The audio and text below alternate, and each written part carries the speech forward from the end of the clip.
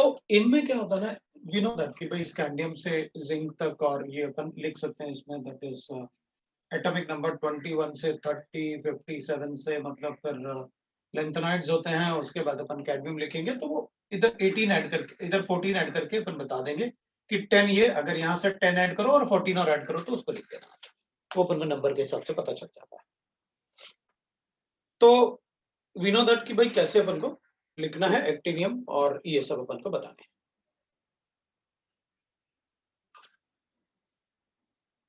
अपन ने एटर्बियम नहीं लिखा ना, वही मैं सोच रहा, कुछ तो गड़बड़ किया मैंने। एटर्बियम, लेंथनम, अब आएगा जिरकोनियम, वो एक्टिनियम, तभी मैं सोचूं कि एक्टिनियम के नीचे वाला पार्ट तो गड़बड़ हो जाएगा, ये राफेनियम भी होगा ना यहाँ पर,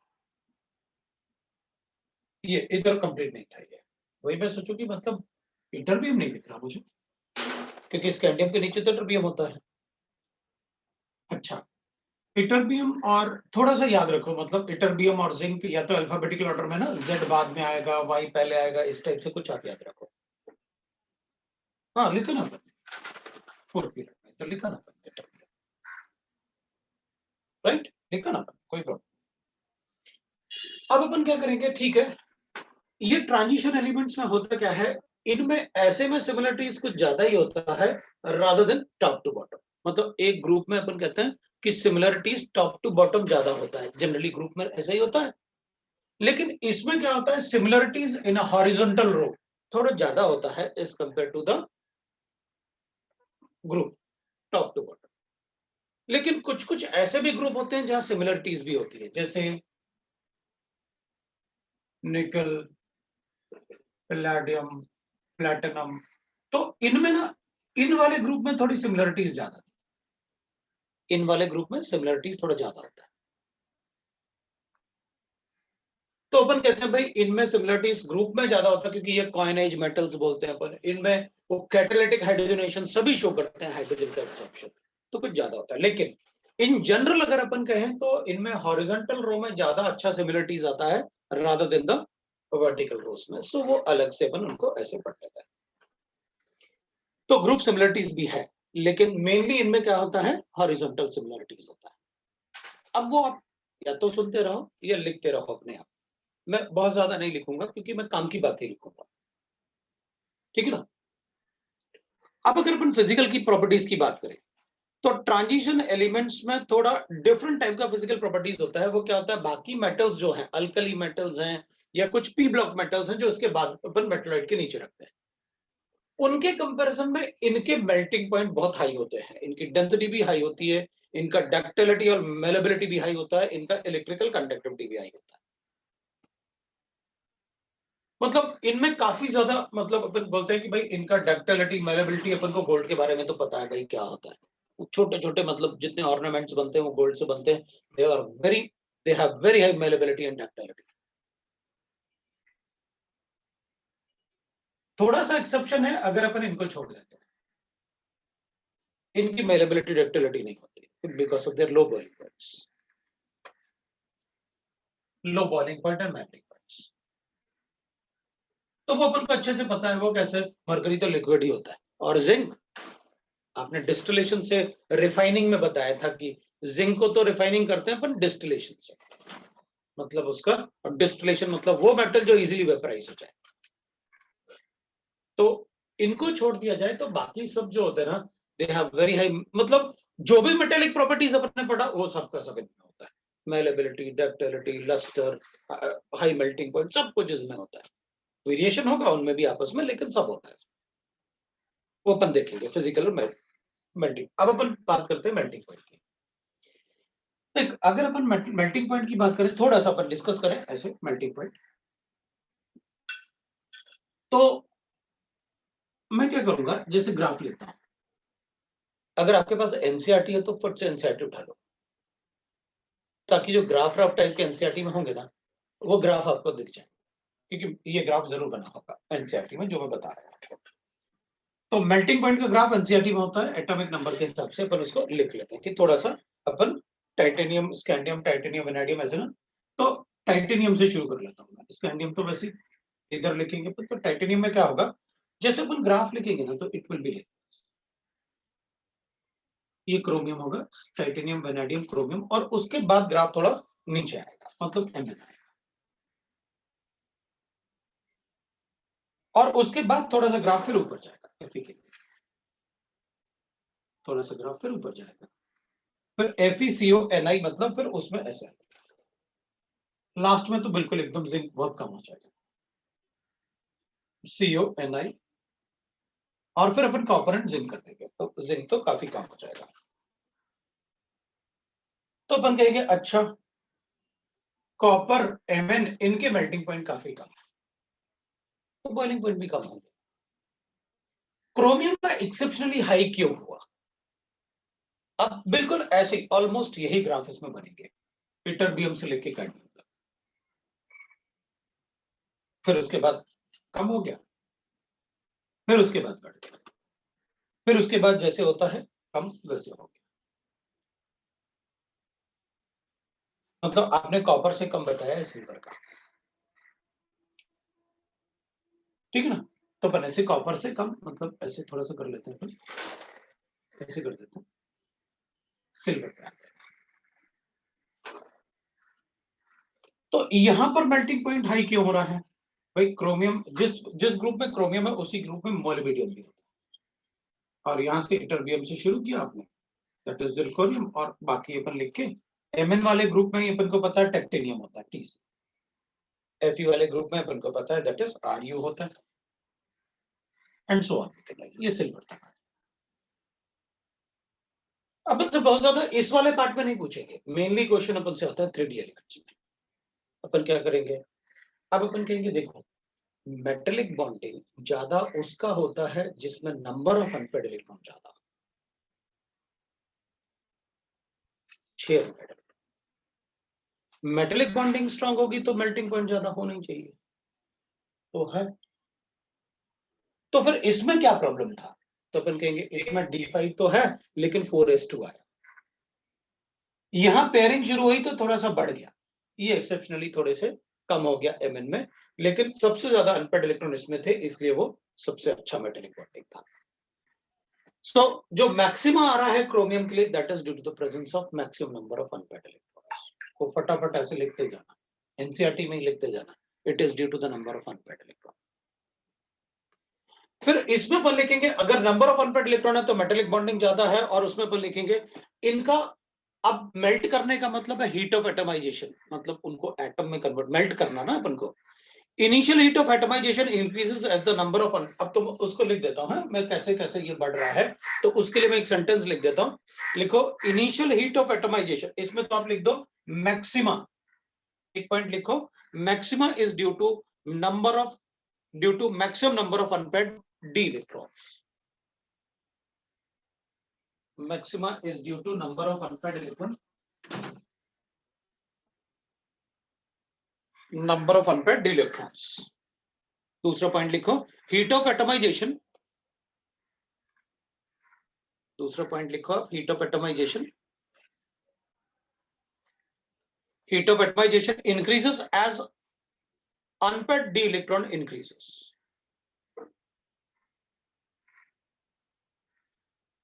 Heat of atomization increases as unpaired, number of unpaired d electron increases, and then decreases, due to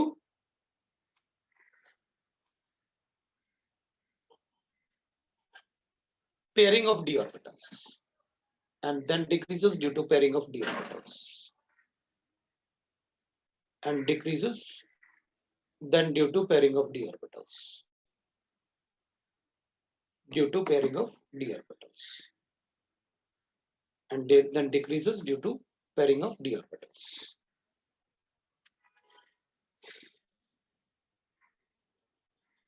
सो अपन लिखेंगे, एक पॉइंट और लिखेंगे, in general greater the number of unpaired electron, in general greater the number of unpaired electron, stronger is metallic bonding,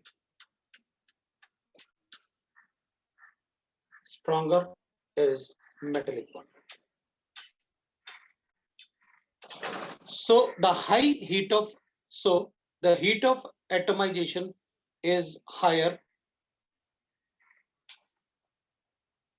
in general, greater the number of unpaired electron, stronger is the bonding. So higher the heat of atomization, higher will be the melting point. इसलिए जैसे जैसे heat of atomization बढ़ेगा, क्योंकि इनके size में ज्यादा difference नहीं होता, वो अपन ने पढ़ा हुआ है कि 3D और 4D और 5D में साइज में कैसे डिफरेंस होता है, पढ़ा हुआ है। तो साइज में डिफरेंस ज्यादा ना होने की वजह से उसमें मेल्टिंग पॉइंट बहुत ज्यादा पड़ता है। तो इसका और इसका मेल्टिंग पॉइंट बहुत ज्यादा है, उसके ऊपर इसका मेल्टिंग पॉइंट आएगा, क्योंकि इसके ऊपर अपन टंगस्टन लिखने वाले हैं W के ऊपर, और मोलिब्डेनम के ऊपर अपन टंगस्टन लिखेंगे तो 60। टंगस्टन तो filament, it can hold very high temperature. अब वेरिएशन इन द साइज, अब अगर हम बात करेंगे इनके वेरिएशन इन द साइज की, वेरिएशन इन साइज मुझे बहुत ज्यादा बताने की जरूरत है, क्योंकि वेरिएशन साइज मैंने बहुत कुछ आपको बताया हुआ कि इसमें कोऑर्डिनेशन कंपाउंड में, तो स्कैंडियम से लेके आयरन तक, फिर कांस्टेंट, फिर थोड़ा सा बढ़ेगा।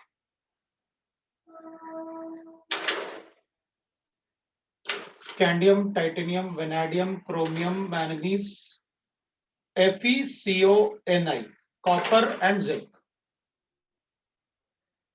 That is other reducers. ये अपन ने लिखा हुआ है एटॉमिक नंबर के साथ।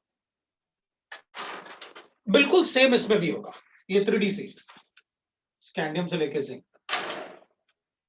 FeCO(Ni), they are almost equal, बिल्कुल वैसे ही होगा। आप इटरबियम से ले लो, साइज थोड़ा सा कांस्टेंट, और फिर उसके बाद दैट इज 4D सीरीज। अगर मैं 5D सीरीज की बात करूंगा तो 5D सीरीज में अपन लिखेंगे that is, this is 4D series, 5D series will be like this, the difference is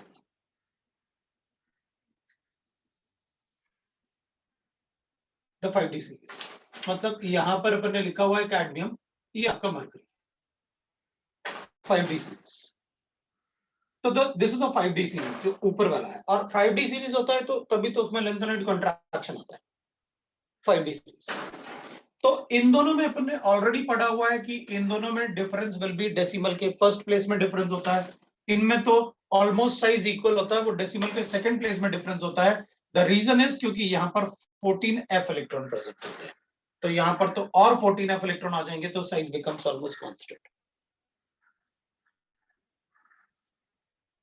तो अपन एग्जैक्टली ऐसे बता सकते हैं, that is titanium, vanadium, chromium, manganese, ऐसे अपन लिख रखा है, ऐसे इसमें लिख देंगे।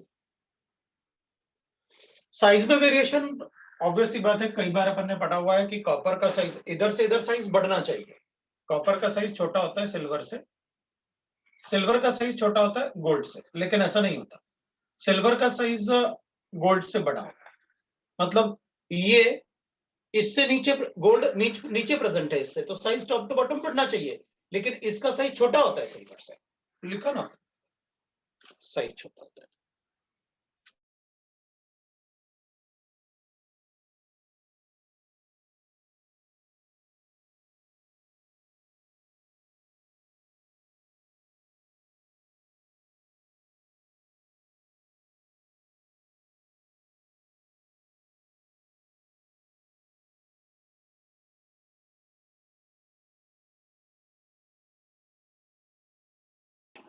मैं एक बार मतलब वेरिएशन इन साइज अगर अपन बात करेंगे, जो अपन ने यहाँ पर लिखा हुआ है, और इसमें वेरिएशन इन साइज क्यों आता है वो भी अपन को पता है।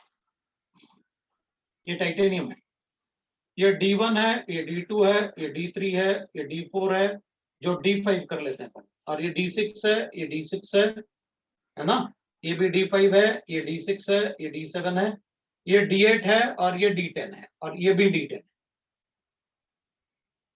तो अपन ने पढ़ा हुआ है कि भाई जब तक इसमें आप एक एक इलेक्ट्रॉन ऐड करते रहोगे,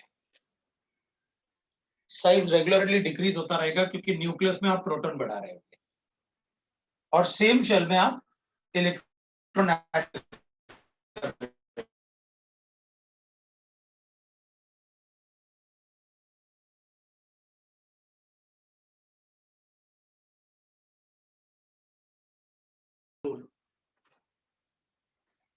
स्क्रीनिंग कांस्टेंट कैलकुलेट किया, जैसे ही इनमें मैंने इलेक्ट्रॉन ऐड किया तो पेयरिंग किया तो इन दोनों में रिपल्शन बढ़ेगा तो क्लाउड बढ़ेगा, लेकिन जैसे ही इलेक्ट्रॉन ऐड किया तो एक प्रोटॉन भी तो बढ़ा होगा ना भाई। क्रोमियम के बाद अपन ने जैसे Mn लिखा तो Mn तो 25 होता है, क्रोमियम तक तो कोई प्रॉब्लम नहीं है, ऐसे अनपेड इलेक्ट्रॉन थे क्रोमियम तक तो अपने पास।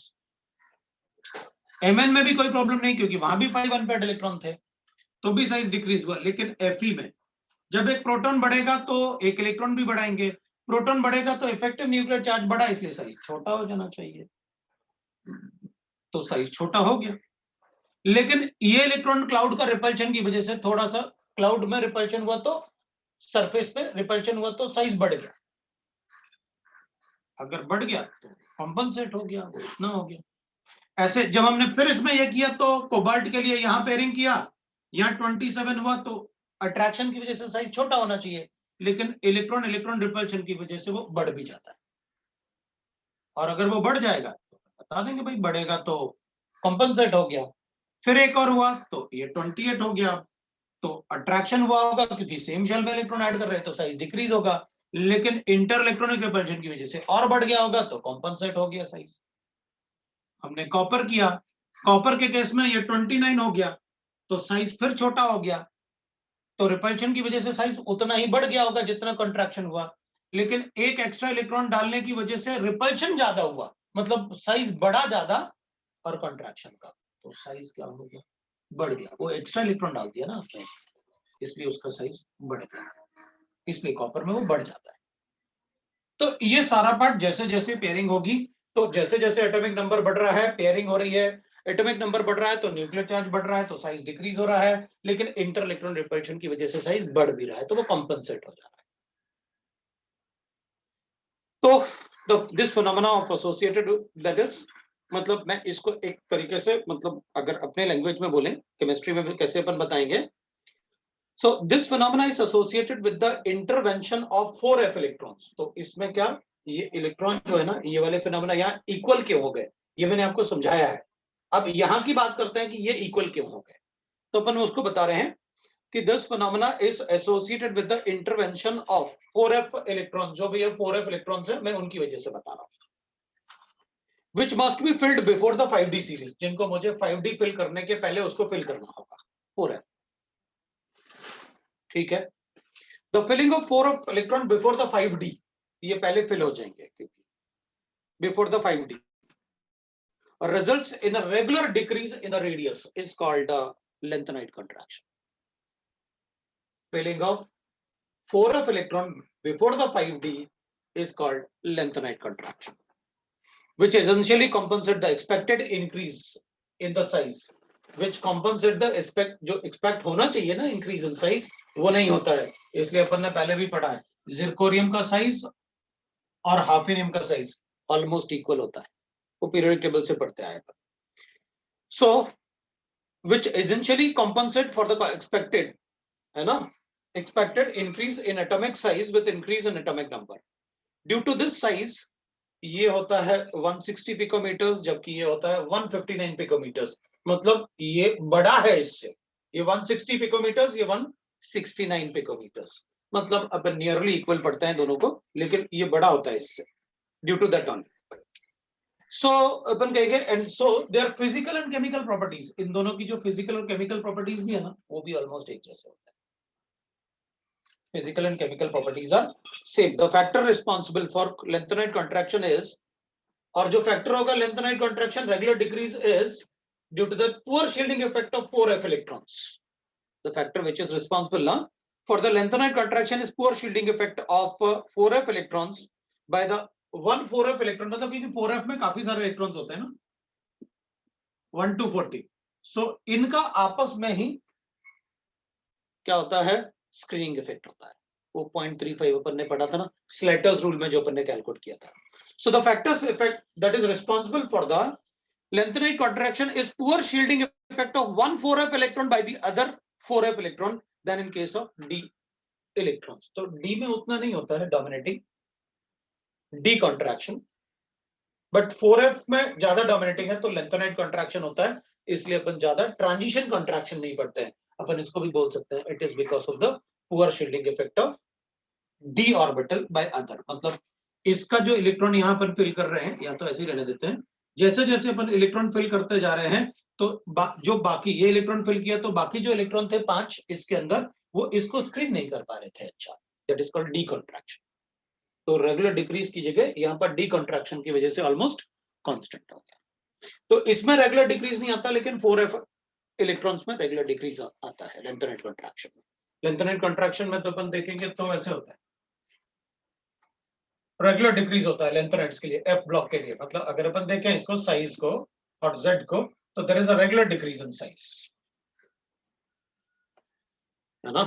तो ये अपन ने अलग अलग, वैसे अपन ने अलग अलग ऑर्बिटल्स का डिस्कस किया हुआ है in that periodic table. S orbital, d orbital, p orbital, f orbital, सभी ऑर्बिटल को अपन ने अलग अलग डिस्कस किया हुआ है। Next is ionization energies. Obviously बात है, आयनाइजेशन एनर्जी तो अपन को बताने की जरूरत नहीं है, मैं खुद ही चेक कर लूंगा, क्योंकि आयनाइजेशन एनर्जी अपन Mn और Cr के लिए कैलकुलेट करें या जिंक और कॉपर के लिए कैलकुलेट करें, क्योंकि मोस्टली यही आता है, तो अपन बता देंगे भाई ये D5 है 4s2, ये D5 है 4s1 है। अगर फर्स्ट आयनाइजेशन एनर्जी की बात करोगे तो इसमें हाफ फील्ड है, ये फुली फील्ड है। इलेक्ट्रॉन अगर अपन को निकालना है तो इससे निकालना है, तो इसका ज्यादा होगा इससे। लेकिन सेकंड आयनाइजेशन एनर्जी क्या होगा, सेकंड आयनाइजेशन एनर्जी में ये ऐसे हो जाएगा, तो अपन कहेंगे इससे निकालना मुश्किल होगा इसके कंपैरिजन में। तो फिर दो टाइप से बताना पड़ेगा अपन को, फर्स्ट आयनाइजेशन एनर्जी पूछ रहे हो या सेकंड।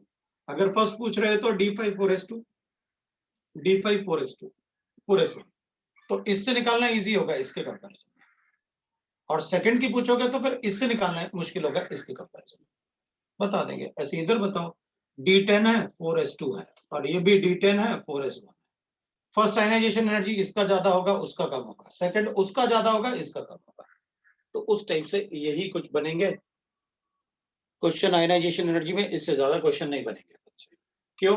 क्योंकि बाकी तो इलेक्ट्रॉनिक कॉन्फ़िगरेशन से चेक करना है, पर आयनाइजेशन एनर्जी अपन बता रहे हैं।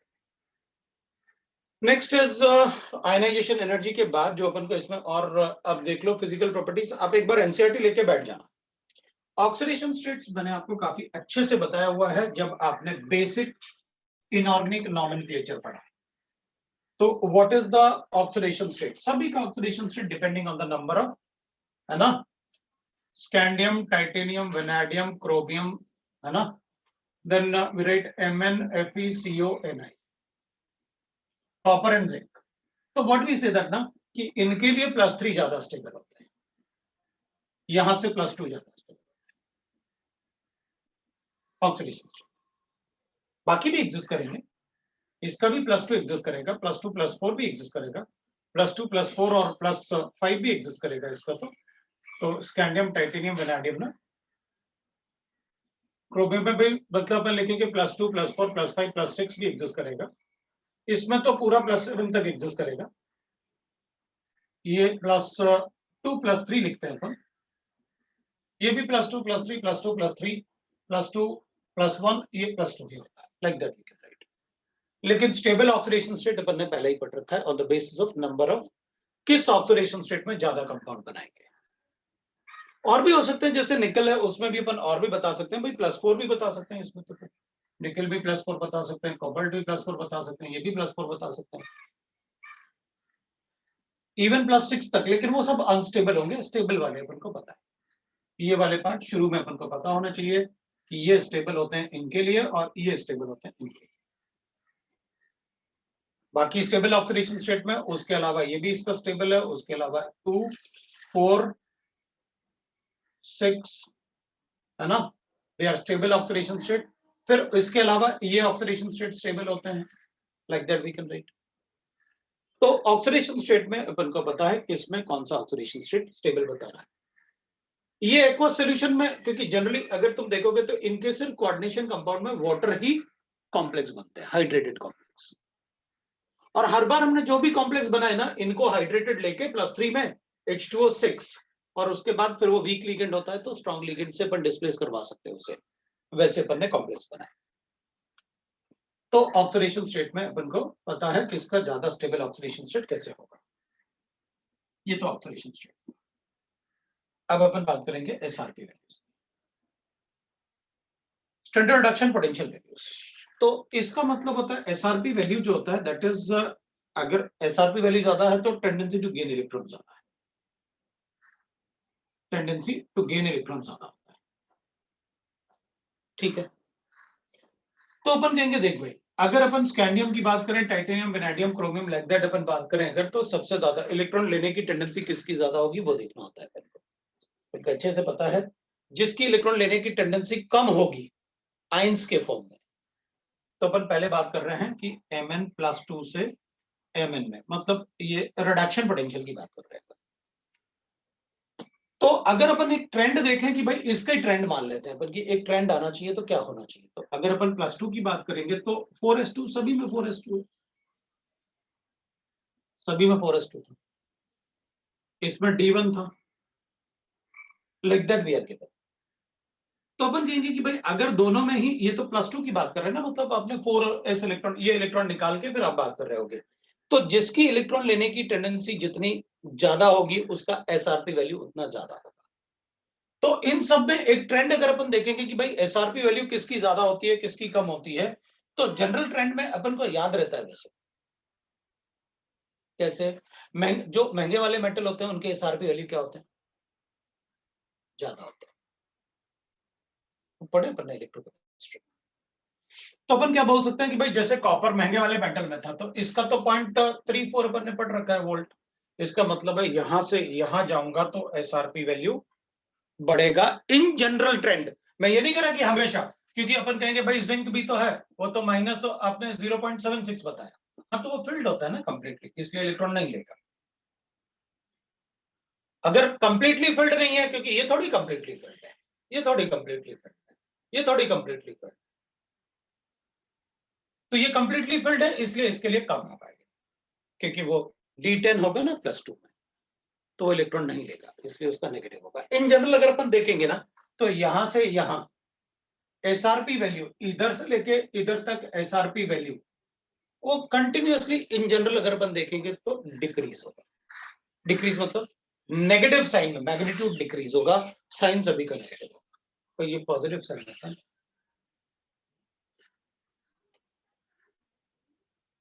मुझे नहीं लगता अपन को याद रखने में कोई प्रॉब्लम है, मतलब स्कैंडियम जो होगा +3 वो लेस देन +2, वो उसका इलेक्ट्रॉन गेन करने का टेंडेंसी कम होगा टाइटेनियम +2 से, ये कम होगा अपन ऐसे लिखेंगे, और कॉपर जो होगा वो ज्यादा होगा, और जिंक के लिए we know that white is because उसका ऑक्टेट कंप्लीट D10।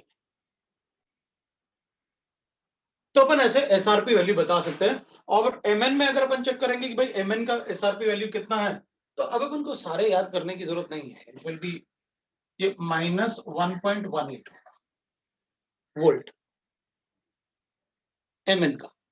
जैसे अगर अपन से पूछे भाई Mn का एसआरपी वैल्यू बताओ कितना होगा, तो अपन उतना बता दे। अब -1.18 वोल्ट तो इसका भी होगा, -1.63 इसका भी है, तो इस टाइप से अपन ये बताएंगे कि भाई ठीक है वो कांस्टेंट जैसे है, क्योंकि ये भी D3 था, ये D5 है, ये भी D5, भाई Mn और Cr तो दोनों ही D5 होते हैं ना, जबकि Cr का जो वैल्यू है वो -0.91 है। तो थोड़ा सा ट्रेंड मैंने कहा था इन जनरल, इसलिए बार बार मैं कह रहा था कि अपन एग्जैक्ट वैल्यू तो याद नहीं कर सकते, लेकिन इन जनरल बता सकते हैं कि किसकी टेंडेंसी ज्यादा होगी इलेक्ट्रॉन लेने की, किसकी कम होगी।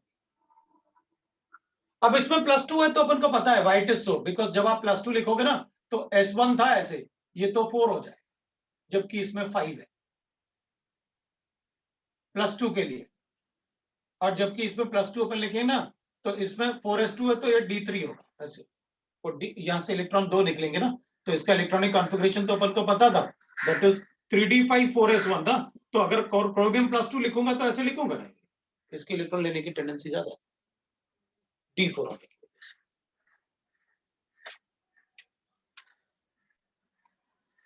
समझ में आया? तो इन जनरल अपन कहेंगे कि भाई ठीक है, हमें सारे वैल्यूज मतलब अपन याद भी नहीं कर पाएंगे, वैसे आपके सामने अगर एनसीईआरटी होगा तो आप उसमें देख भी लोगे कि किसका वैल्यू कितना है। तो अपन को पता है कि भाई ये -0.44 ये तो अपन ने पढ़ा ही हुआ है, -0.28 वो भी मतलब अपन ने थोड़ा डिस्कस किया हुआ है एसआरपी वैल्यूज को लेकर, तो वो अपन ने थोड़े थोड़े पढ़ रखे हैं। तो इन जनरल अपन को पता है कि जो भी एसआरपी अगर अगर एसआरपी पूछा जाए तो अपन लिख लेंगे भाई, इलेक्ट्रॉनिक कॉन्फ़िगरेशन लिख देते हैं और देख लेते हैं किसका इलेक्ट्रॉनिक कॉन्फ़िगरेशन ज्यादा या कम है, उसके हिसाब से उसको इलेक्ट्रॉन दे देंगे अपन की किसको कितना इलेक्ट्रॉन देना चाहिए। ये भी नियरली -1.63 ही होता है, तो अपन को पता रहेगा कैसे। अब एसआरपी वैल्यू अपन को दो तरीके से पूछेंगे, तो अपन कहेंगे कोई बात नहीं, कंसेप्ट तो यही रहेगा ना, कंसेप्ट चेंज नहीं होगा, बिल्कुल कंसेप्ट अपन ऑलमोस्ट यही रखेंगे, कंसेप्ट चेंज नहीं करेंगे। अपन क्या करेंगे है ना, तो रिएक्टिविटी इन द सॉल्यूशन अपन चेक करते हैं कि जितना ज्यादा एसआरपी वैल्यू होगा उतना कम उसका रिएक्टिविटी होता है सॉल्यूशंस में। और रिएक्टिविटी तो है, रिएक्टिविटी सीरीज ही तो लिखते हैं अपन, उसे बोलते ही अपन रिएक्टिविटी सीरीज।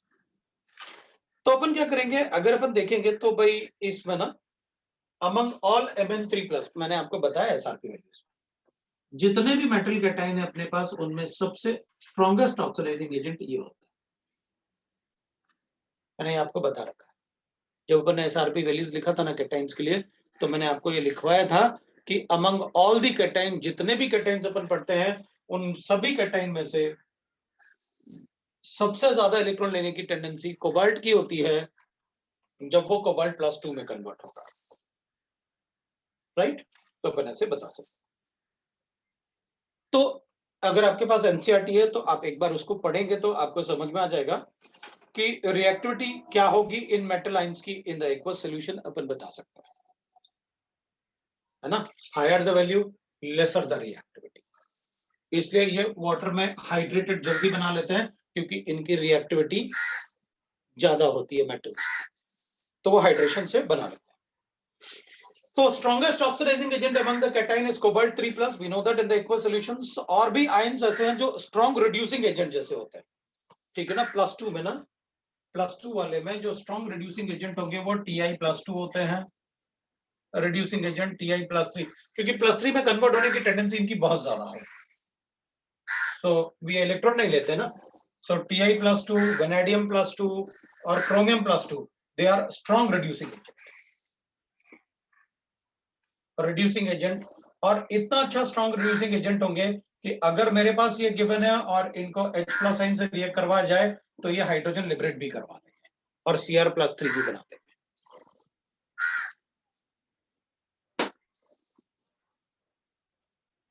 Cr+3 भी बना देंगे। तो ये आप देख सकते हो, मैंने आपको एक आइडिया दिया कि भाई कैसे एसआरपी वैल्यूज से रिलेटेड अपन इलेक्ट्रॉनिक कॉन्फ़िगरेशन से रिलेटेड थोड़ा अपन ये प्रेडिक्ट कर सकते हैं, कॉपर से याद रख सकते हैं कि किसकी एसआरपी वैल्यू ज्यादा होगी और किसकी कम होगी। अब अगर अपन बात करें इनके कंपाउंड फॉर्मेशन की, तो कंपाउंड फॉर्मेशन देखो, अगर लोअर ऑक्सीडेशन स्टेट है तो अपन ने कोऑर्डिनेशन कंपाउंड में बहुत सारे कंपाउंड पड़े हुए हैं, अपन को कोई प्रॉब्लम नहीं कंपाउंड। लेकिन अगर बहुत ज्यादा हाई ऑक्सीडेशन स्टेट है, जैसे Mn+7 तक जाए, तो फिर इस केस में आप इसका फ्लोराइड्स ही मान लो कि MnF7 इजीली बन सकता है, या फिर इसका ऑक्साइड मान लो, क्योंकि Mn ऑक्साइड बनेगा या फिर फ्लोराइड्स बनेगा +7।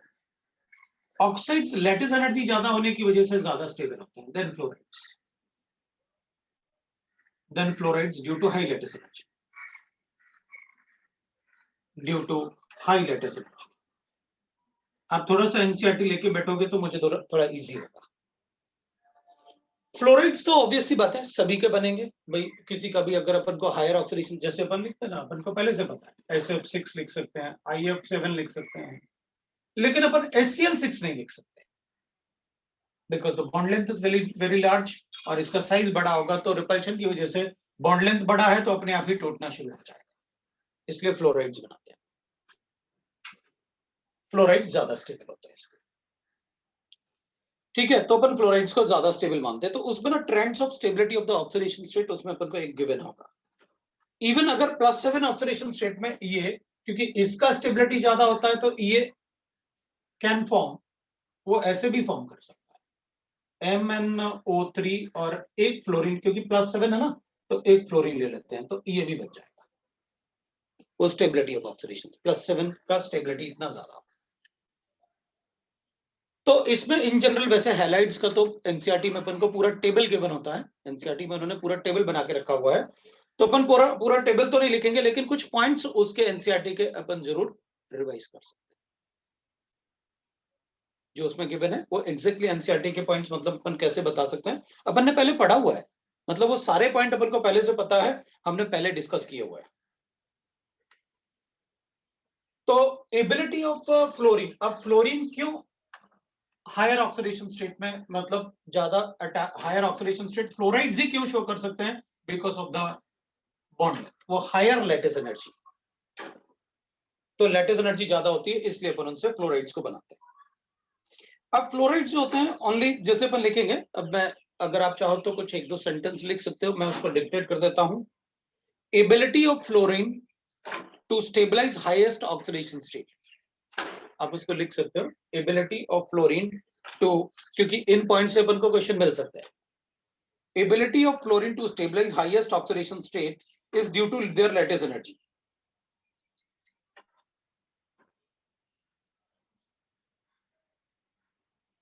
Is due to their high lattice energy, in COF3 और high bond energy, bond enthalpy भी बोल सकते हैं अपन, high bond enthalpy in covalent compounds.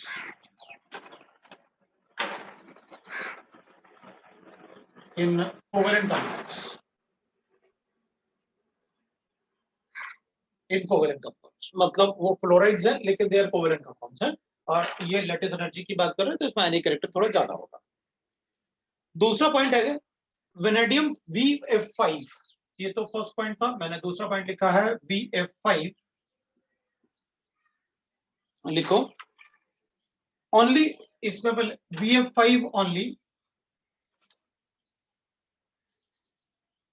VF5 only is stable, but other halides of vanadium undergo hydrolysis. But other halides of vanadium undergoes hydrolysis. Other halides of vanadium undergo hydrolysis to form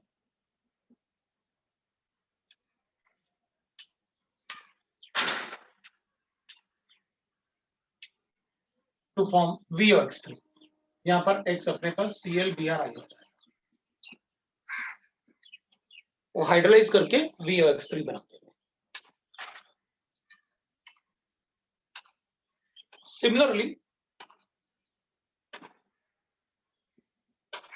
Similarly, copper halides CuX2 will undergo and convert into Cu2X2 plus X2 liberate होता है।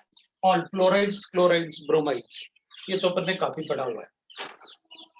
Pseudo halogens को, मतलब एक reaction पढ़ते थे ना, आपको याद होगा, KCN के साथ एक्सेस में अगर अपने पास कॉपर है, Cu+2 को KCN से रिएक्ट करेंगे तो क्या बनेगा, या Ki से रिएक्ट करेंगे तो क्या बनेगा, ये रिएक्शन अपन ने काफी टाइम पढ़ा हुआ है।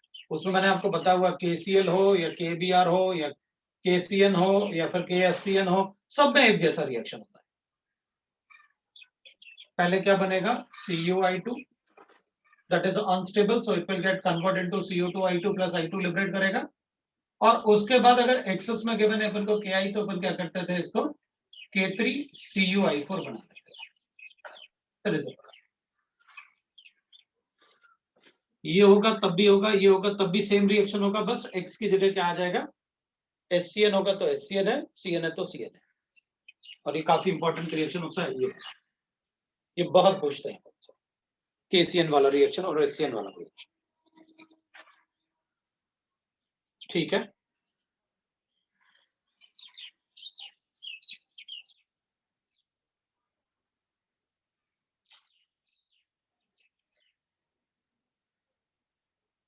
ठीक है, अब अपन कहेंगे कि भाई देख, होता क्या है ना,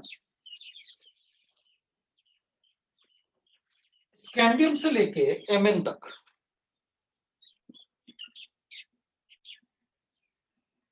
the higher oxidation state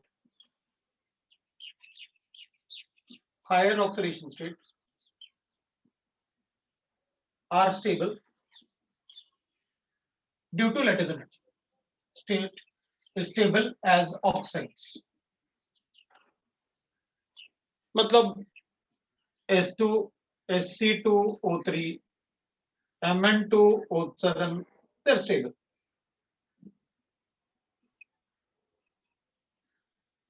Others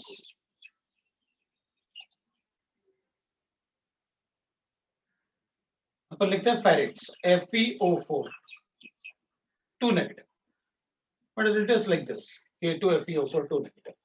Iron is plus 60. ये solution में form होता है, but it is unstable. So this is a ferrite is unstable. बाकी सब अनस्टेबल होते हैं, मतलब यहां से यहां तक अपन जैसे वेनेडियम होता है तो V2O5 बना लेते हैं, राइट। तो Cr2O7 Mn2O, राइट ना, बता देते हैं Mn2O7।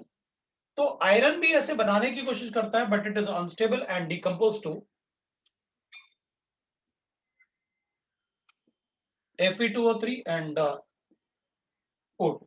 तो अगर अपन से आयरन का कोई ऑक्सीडेशन स्टेट कोई पूछा जाए कि आयरन, वैसे तो अपन बिल्कुल नहीं कहीं अज्यूम करेंगे कि आयरन का +3 और +2 के अलावा कोई ऑक्सीडेशन स्टेट होता है, लेकिन अगर पर्टिकुलरली अपन से कंपाउंड पूछा जाए तो अपन बता देंगे, क्योंकि ये पोटेशियम फेरेट अपन को एनसीईआरटी में गिवन है। आप एनसीईआरटी लेके बैठे, आप देख सकते हैं,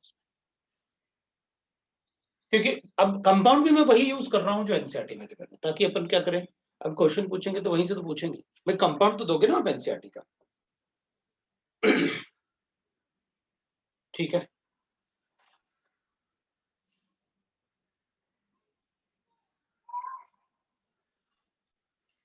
तो इनके अलावा और भी ऑक्सीकेटाइंस कुछ ऐसे भी हैं जो कैटाइन के फॉर्म में स्टेबल होते हैं, अदर स्टेबल ऑक्सीकेटाइंस। ऑक्सीकेटाइंस मतलब कुछ है जो ऑक्साइड जैसे स्टेबल नहीं होते लेकिन ऑक्सीकेटाइन जैसे, अगर कैटाइनिक चार्ज है तो उसमें स्टेबल होते हैं, जैसे VO2 पॉजिटिव, TiO2 पॉजिटिव, इस टाइटेनियम के भी जो कंपाउंड होते हैं ना वो भी स्टेबल होता है, ये भी एक्वा सॉल्यूशन में स्टेबल होता है, जैसे ये FeO4 2 नेगेटिव वो भी स्टेबल होता है, वो भी एग्जिस्ट करता है लेकिन अनस्टेबल है, तो डिकम्पोज हो जाता है। अब इसमें क्या डिकम्पोज होंगे, ये तो आयंस जैसे ही एग्जिस्ट करता है, तो ये कंपाउंड अपन से पूछ सकते हैं। तो ये तो थी ऑक्साइड्स की बात। मैग्नेटिक कैरेक्टर मुझे बताने की जरूरत नहीं, नंबर ऑफ अनपेयर्ड इलेक्ट्रॉन हम खुद चेक कर लेंगे। कलर होने की, मैग्नेट पैरामैग्नेटिक होगा तो कलर्ड होगा, वो डीडी ट्रांजिशन की वजह से होगा, वो आपको अच्छे से पता है डीडी ट्रांजिशन क्या होता है, मुझे बताने की जरूरत नहीं है। फॉर्मेशन ऑफ कॉम्प्लेक्स ऑब्वियस सी बात है, वो सारे के सारे कॉम्प्लेक्स में अपन ने पढ़े हुए हैं, अच्छे से पढ़े हुए हैं क्रिस्टल फील्ड थ्योरी में कि किसका DsP2 होगा किस और क्यों होगा, सारे के सारे 4D और 5D जो होते हैं वो सारे के सारे DsP2 ही बनाएंगे अगर इनर ऑर्बिट, अगर कोऑर्डिनेशन नंबर 4 है, the reason we know that, वो सारा पार्ट अपन ने पढ़ा हुआ। Alloy formation because of their small, उनका साइज एक जैसा होता है ऑलमोस्ट, इसलिए वो एलॉय भी फॉर्म कर लेते हैं। Alloy formation because of the, अब एलॉय फॉर्मेशन तभी होता है जब दो मेटल को मिक्स करें और उनके सिमिलर साइजेस हो, तो एलॉय भी फॉर्म होता है। तो जैसे अपन लिखते हैं भाई ब्रास है, ब्रोंज है, तो दोनों में ही कॉपर होता है। भाई अपन लिखते हैं ना कि भाई एक में मतलब ब्रास और ब्रोंज की अगर अपन बात करें तो एक में कॉपर होगा, तो ब्रास में भी कॉपर होता है, ब्रोंज में भी कॉपर होता है। ब्रोंज जो अपन स्टैचू वगैरह बनाने के काम होता है, मंदिर में जो घंटियां होती है वो भी ब्रोंज से बनती है। तो अपन कहते हैं ब्रोंज और ब्रास में डिफरेंस सिर्फ क्या होता है, ब्रास और ब्रोंज में इधर अपन लिखेंगे जिंक और इधर लिखेंगे tin, that is the difference between the brass and the bronze. तो अपन से पूछ सकते हैं भाई, एलॉय भी पूछ सकते हैं, एनसीईआरटी में आपके गिवन है दोनों एलॉयस, बाकी भी गिवन है, ऑब्वियसली बात है, बाकी चैप्टर में भी अपन ने पढ़े हुए, बट यहाँ पर अपन को ये पता होना चाहिए दोनों एलॉय फॉर्मेशन। तो एलॉय फॉर्मेशन के लिए अपन ने जिंक और वो साइज देखा था। एलॉय फॉर्मेशन में जो है ना, द रेडियस डिफरेंस जो था, radius must be, radius difference must be nearly 15% के आसपास ही होना चाहिए। मतलब जो एलॉयज बनाते हैं ना अपन, उसमें रेडियस का डिफरेंस अराउंड 15% के आसपास होना चाहिए, उससे ज्यादा नहीं होना चाहिए, वरना एलॉय स्टेबल नहीं हो पाएगा। So all have tendency to form alloys. मैंने आपको इंटरस्टिशियल कंपाउंड्स भी बताया, क्योंकि उनके साइज में वेरिएशन ज्यादा नहीं होता ना। FeCO Ni तो अपन ने देखा, अल निको इसलिए तो बनता है वो साइज की वजह से। तो नियरली अगर सेम साइज, FeCO Ni का तो साइज ही सेम था। इंटरस्टिशियल कंपाउंड अपन को पता है क्या, बहुत अच्छे से अपन ने डिस्कस किया हुआ है 14th ग्रुप में, जब अपन ने लास्ट ईयर 14th ग्रुप पढ़ा था, तो अपन ने अच्छे से डिस्कस किया। तो क्या होता है, जैसे अपने पास सॉलिड स्टेट पढ़ा ना अपन ने, ठीक है, एलॉयज के मैं जनरल फॉर्मूले भेज दूंगा, कोई प्रॉब्लम नहीं, मेरे पास होंगे सारे, वो जर्मन सिल्वर होता है, लेकिन सिल्वर नहीं होता है उसमें, इस टाइप से निकल और वो होता है, तो वो बता दूंगा, निकल, कॉपर और जिंक, जर्मन सिल्वर। मतलब ऐसे मतलब होता है कि भाई जर्मन सिल्वर है, सिल्वर गायब है। मतलब जब अपन पढ़ते हैं तो ऐसे ही बोलता हूँ मैं तो, चर्च गेट है, चर्च नहीं है, तो याद रहता है, अच्छा हाँ सर ने कहा था जर्मन सिल्वर है, लेकिन सिल्वर नहीं होता उसमें। ऐसे होता है, लेड पेंसिल है लेकिन लेड नहीं होता, ग्रेफाइट होता है।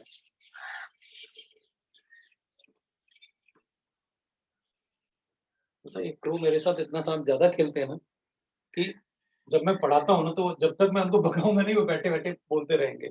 अगर मैं 1 घंटे नहीं जाऊंगा तो भी चिल्लाते रहेंगे, परेशान करते हैं फालतू। चलो ठीक है।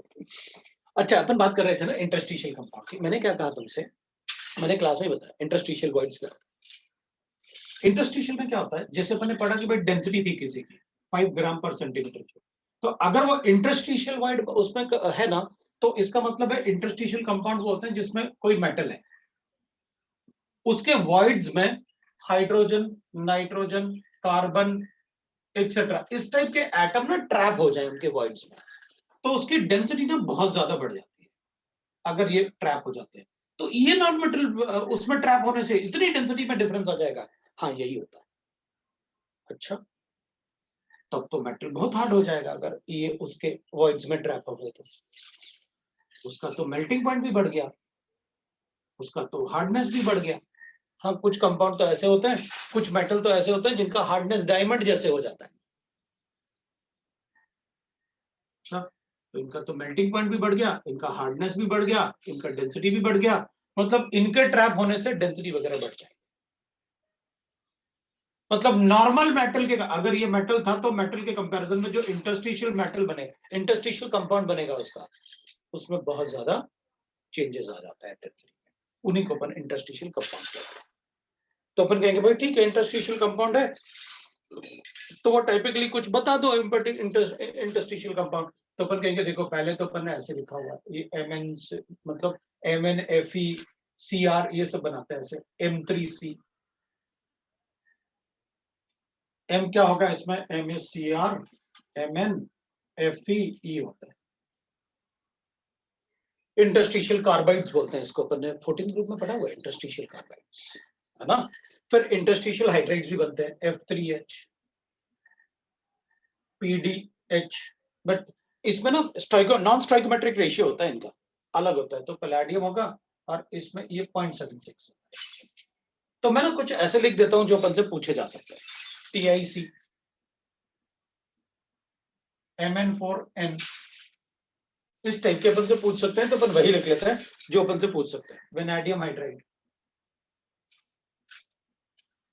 इस टाइप के इंटरस्टिशियल कंपाउंड पूछेंगे तो इन्हीं में से पूछेंगे, और कुछ नहीं। ये इंटरस्टिशियल हाइड्राइड्स है। तो दे रिमेन मेटेलिक, उनका मेटेलिक कंडक्टिविटी तो होगी, वेरी हार्ड होंगे, सम और कुछ तो ऐसे होंगे मतलब अगर इसमें कुछ कुछ बोरॉन भी होते हैं और इसमें एक्सेट्रा लिखा मैंने, बोरॉन भी होते हैं, बोरॉन भी ट्रैप होता है। और अगर बोरॉन है तो बोराइड्स तो बिल्कुल मतलब ऐसे हो जाते हैं जैसे डायमंड का हार्डनेस होता है उस टाइप के हार्ड हो जाते हैं बोराइड्स, मेटल बोराइड्स। बता दें इंटरस्टिशियल कंपाउंड्स, ये सब मैंने सॉलिड स्टेट में भी बताया, वहां भी बताया। अब आते हैं अपन जनरल प्रॉपर्टीज पे, कंपाउंड्स के जनरल प्रॉपर्टीज पे। मैं इसको हटा रहा हूं। जनरल प्रॉपर्टीज में पहले तो अपन इनके ऑक्साइड्स की बात, अब थोड़ा सा केमिकल प्रॉपर्टीज में ना लिख सकते हैं अपन। ऑक्साइड्स में ये बहुत सारे टाइप के ऑक्साइड्स बनाते हैं। मेटल को आप ऑक्सीजन से बहुत हाई टेम्परेचर पे हीट करोगे तो मेटल ऑक्साइड ऐसे बनेंगे, M2O3 बनेंगे, M3O4 बनेंगे, MO2 बनेंगे, M2O राइट ना 5 बनेंगे और M2O7 बनेंगे। Depending on the oxidation state सारे ही ऑक्साइड्स बन सकते हैं। तो डिपेंड करता है कि कौन सा ऑक्सीडेशन स्टेट एग्जिस्ट करता है, वो सारे ही बना सकते हैं अपन। और Mn के तो ये सारे ही बनते हैं, अपन को पता है Mn में क्या क्या ऑक्सीडेशन स्टेट पॉसिबल। तो depending on the percentage of oxygen they can form, lower oxidation state होगा तो बेसिक होंगे, हायर होगा तो एसिडिक होंगे, वो अपन को पता है। जैसे Mn होता है तो MnO होता है, Mn2O3 होता है, Mn3O4 होगा, MnO2 होगा, Mn2O5 होगा और Mn2O7 होगा। अपन सबको पता है ये एम्फोट्रिक है। अगर हमें किसी का एम्फोट्रिक पता है नेचर, तो परसेंटेज ऑफ ऑक्सीजन कम होता है तो एसिडिक हो गए, बेसिक हो गए, और ऑक्सीजन का परसेंटेज ज्यादा होता है तो एसिडिक होता है। वो अपन को पता है। और परमैंगनिक एसिड वैसिड ऐसे बताते हैं ना, तो अपन को अच्छे से पता है, वो तो सभी में होता है। भाई ClO3 है, ये कम एसिडिक है ClO4 से क्योंकि ऑक्सीजन का परसेंटेज ज्यादा है। H2SO3 है, कम एसिडिक है H2SO4 से क्योंकि उसमें ऑक्सीजन का परसेंटेज ज्यादा है। तो polarity in the OH bond ज्यादा होगा, वो अपन को पहले से पता है। अब अपन कहेंगे कि भाई ठीक है, अगर देखा जाए तो सारे के सारे ऑक्साइड्स जो +2 स्टेट में होंगे except zinc oxide and copper oxide, they are amphoteric, all +2 oxides are basic, ये दोनों एम्फोट्रिक होते हैं, ये अपन को पता होना चाहिए। एसिडिक ऑक्साइड में हायर ऑक्सीडेशन स्टेट लिखेंगे अपन। एसिडिक ऑक्साइड V2O5 होगा, CrO3 होगा, Mn2O7, मतलब हाईएस्ट ऑक्सीडेशन स्टेट वाले को तो अपन एसिडिक ही बताएंगे। एम्फोट्रिक अगर लिखेंगे तो एम्फोट्रिक ऑक्साइड। अब यहां पर एम्फोट्रिक में अपन को ध्यान रखना पड़ेगा क्योंकि एम्फोट्रिक में क्या होगा कि इसमें अब जो पहले से अपन को एम्फोट्रिक है मैक्सिमम क्वेश्चन तो उसी के बनते हैं, लेकिन इसमें एम्फोट्रिक जैसे बिहेवियर वाले ऑक्साइड्स बहुत सारे होते हैं। तो TiO2, VO2, Cr2O3 is amphoteric, MnO2 is amphoteric, वो तो अपन ने लिखा ही हुआ है MnO2 is amphoteric, ठीक है। Mn3O4 is amphoteric, Fe2O3 is amphoteric, CuO is amphoteric, ZnO is amphoteric। अब ऑक्सीजन का परसेंटेज बढ़ाओगे तो एसिडिक हो जाएंगे, कम करोगे तो बेसिक हो जाएंगे, तो अपन को बेसिक और बाकी सब पता चलेगा। अगर एम्फोट्रिक पता है तो बाकी एसिडिक और बेसिक अपन बता देंगे ऑक्सीजन के परसेंटेज के बेसिस पे।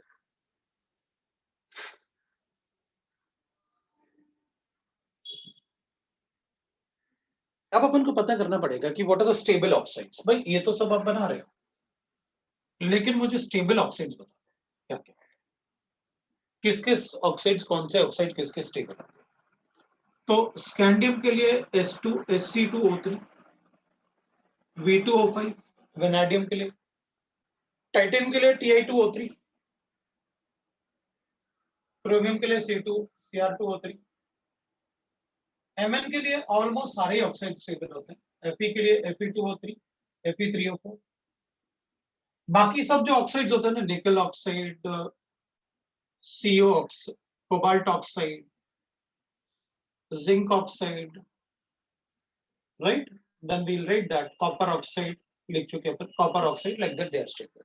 वैसे भी अपन को पता है इनके +2 ऑक्सीडेशन स्टेट ज्यादा स्टेबल होते हैं रादर देन +3, कोबाल्ट, निकल वगैरह, ये अपन बता सकते हैं स्टेबल ऑक्साइड्स,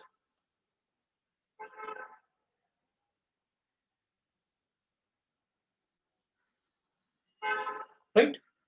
तो ये थोड़ा सा अपन याद रखेंगे भाई, स्टेबल ऑक्साइड्स कौन से होंगे, Mn लिखा अपन ने, MnO2 तो सबसे ज्यादा स्टेबल होगा, और क्रोमियम का भी CRO भी स्टेबल होता है, वो +2 ऑक्सीडेशन स्टेट, वो भी स्टेबल। तो ये स्टेबल ऑक्साइड्स थे। अब ऑक्साइड्स के अलावा जो अपन को पढ़ना है वो है हैलाइड्स। हैलाइड्स में आप थोड़ा एनसीईआरटी से पढ़ लेना, उसमें ज्यादा कुछ है नहीं। हैलाइड्स का स्टेबिलिटी मतलब मैं चाहूंगा तुम लोग एनसीईआरटी से एक बार रीडिंग लगा लो। हैलाइड्स की स्टेबिलिटी में ऑक्साइड्स में था, मैंने आपको बता दिया, एनसीईआरटी से थोड़ा सा अपने आप, और उसमें भी ऐसा कुछ नया नहीं मिलने वाला, सब कुछ पहले से पढ़ा था। इसमें भी एम्फोट्रिक ही थोड़ा बहुत नया मिला, बाकी पहले से सारे कंसेप्ट मैंने सारे पहले से आपको बता रखे थे। पीरियोडिक टेबल में अपन ने बहुत सारे कंसेप्ट पढ़ चुके थे। अब अगर हम फ्लोराइड्स की बात करें ना, हैलाइड्स में देखो रिएक्टिविटी ऑर्डर तो हैलोजन हैलाइड्स अपन को पता है, रिएक्टिविटी फ्लोरीन की हमेशा ज्यादा होती है रिएक्टिविटी, चाहे कहीं भी पढ़ो, F2Cl2 Br2 I2 ऐसे बना। CuF2 आयनिक होता है, वाटर सॉल्युबल, बाकी के हैलाइड ज्यादा इंपॉर्टेंट नहीं होंगे, CuCl2 CuBr2 and CuI2 soluble in alcohol then water, मतलब इनका आयनिक कैरेक्टर काफी कम होगा, मोर soluble in water than water, more soluble in alcohol than water, इसका मतलब है इनका थोड़ा कोवेलेंट कैरेक्टर ज्यादा होगा, ये आयनिक है, ये थोड़े से कोवेलेंट ज्यादा है, अल्कोहल में ज्यादा soluble है तो अपन ऐसे बता सकते हैं कि वो कोवेलेंट ज्यादा है, अल्कोहल भी बोल सकते हैं अपन, पेरिडीन भी बोल सकते हैं अपन, और एसीटोन भी बोल सकते हैं। तो मैंने वो तीनों इसलिए लिखे क्योंकि कभी अपन से पूछ सकते हैं। CuBr2 is more soluble in water, acetone ऐसे लिखा हुआ है, कोई अलग अलग कंपाउंड, तो अपन बता सकते हैं कि कभी वो सॉल्वेंट भी पूछ लेते हैं अलग से, तो अपन को पता होना चाहिए। और ये जो हैलाइड्स होते हैं ना, ये जो हैलाइड्स है, they usually exist like this.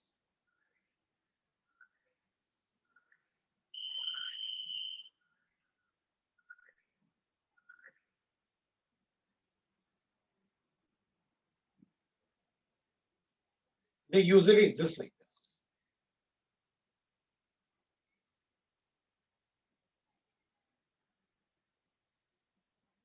मतलब वो इनफाइनाइट नंबर ऑफ ब्रिज बना लेते हैं कौन, बाकी अपन को पता है, मतलब they exist as a polymeric chain.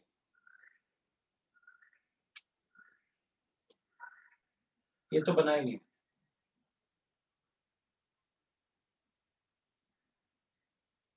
अब अपन को ये पता चल गया कि आप बताना चाहते हो कि वो कोऑर्डिनेशन नंबर 6 में एग्जिस्ट करता है, ये कैसे एग्जिस्ट करता है। तो पॉलीमेरिक चेन बनाएंगे तभी तो वो नॉन पोलर सॉल्वेंट में, मतलब एप्रोटिक सॉल्वेंट में डिसॉल्व भी हो रहा है, मतलब थोड़ा पोलैरिटी कम पोलैरिटी के सॉल्वेंट में डिसॉल्व हो रहा है, they are forming a polymers.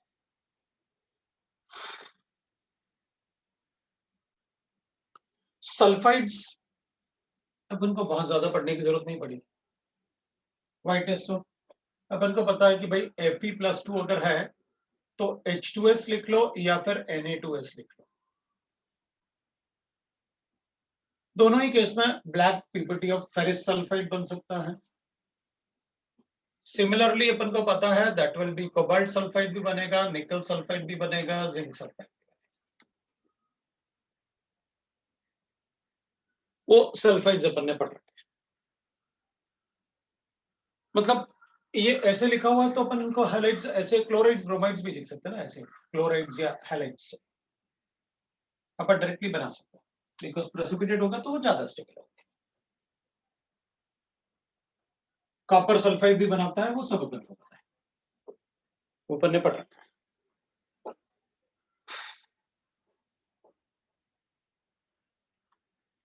तो अब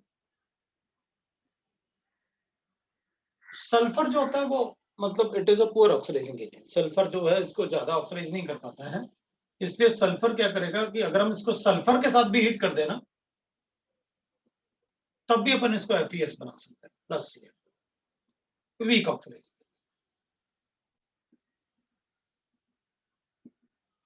सल्फर इलेक्ट्रॉन लूज भी कर सकता है, गेन भी कर सकता है, इसलिए ज्यादा कुछ कर नहीं सकता, वो सल्फाइड ही बना सकता है बस। So sulphur being a weak poor oxidising agent अपन बता सकते हैं sulphides are formed in the lower oxidation state. इसलिए सल्फाइड जो बनेंगे ना, जो भी सल्फाइड बनेंगे वो लोअर ऑक्सीडेशन स्टेट में बनेंगे।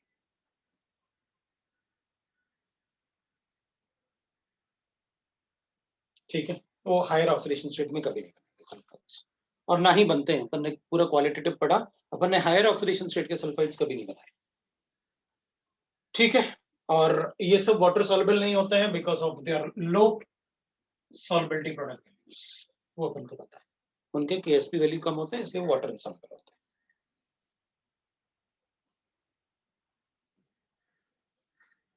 Silver nitrate is a very important compound. इसके सारे के सारे रिएक्शंस मैंने आपको लिखे हुए क्वालिटेटिव एनालिसिस में, इसलिए AgNO3 को पूरा पढ़ना, Cl, Br, IS, CN phosphate, sulphate, सबके साथ रिएक्शन इसका करना, वो एक बार रिवाइज करना। सो मैं तो कहूंगा कि मैं ऐसे कर देता हूं कि मैं खुद ही मतलब ऐसा कुछ लिख देता हूं जिसमें आप अपने आप पढ़ लेना उसको, मतलब अपने आप कंप्लीट करने की कोशिश करना, नहीं तो मैं तो बता देता।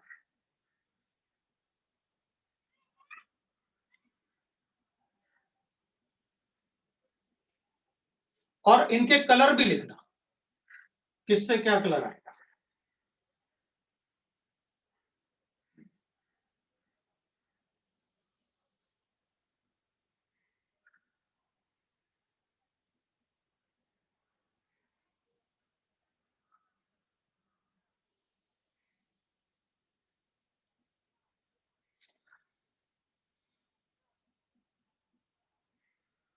क्योंकि सिल्वर काफी इंपॉर्टेंट होगा, Na2S2O3 वगैरह ऐसे।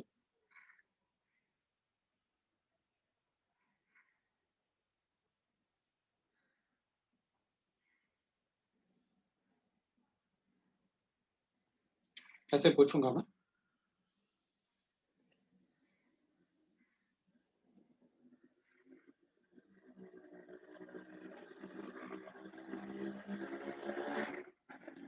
तो ऐसे कुछ रिएक्शंस अगर अपन को पता होंगे तो ज्यादा अच्छा होगा।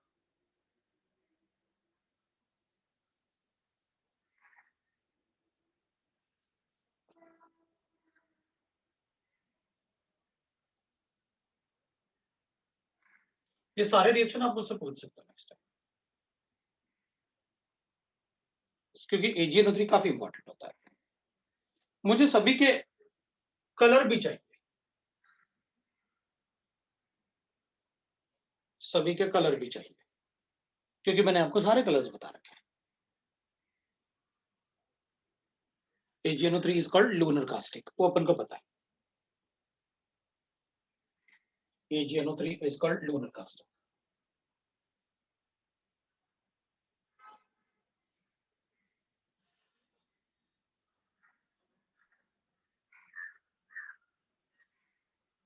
तो सिल्वर के लिए मुझे सारे रिएक्शंस चाहिए, दैट इज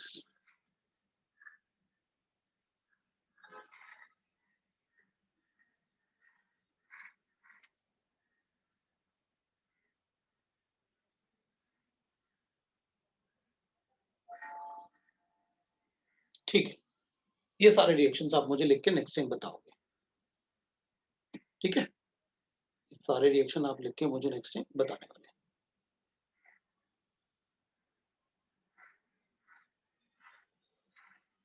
MN3O4 एम्फोट्रिक भी होगा, मतलब इट विल बी, उसमें थोड़ा बेसिक कैरेक्टर आएगा रादर देन एम्फोट्रिक, ऐसे भी होगा।